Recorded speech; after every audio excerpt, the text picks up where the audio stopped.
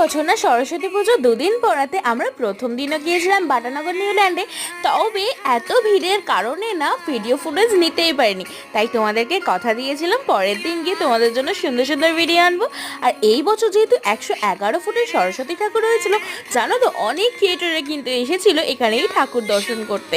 আর সরস্বতী পুজো মানেই তো বাঙালির ভ্যালেন্টাইন ডে, কত জোড়া শালিক ঘুরছে দেখো।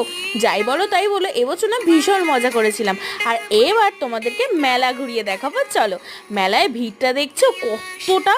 আর জানো তো ছোটোবেলায় না এইসব রাইডসগুলো চড়তে আমার খুব ভালো লাগতো, কিন্তু এখন বড় হয়ে যাওয়ার পর না ভীষণ ভয় লাগে। আর তোমাদেরকে একটা কথা বলি, মেলায় গিয়ে কিন্তু কখনো আমার মতো একটা ভুল করো না। আর জানো তো মেলা থেকে আমি এই ব্যাগটা কিনেছিলাম, কেমন লাগছে কমেন্টে জানিও।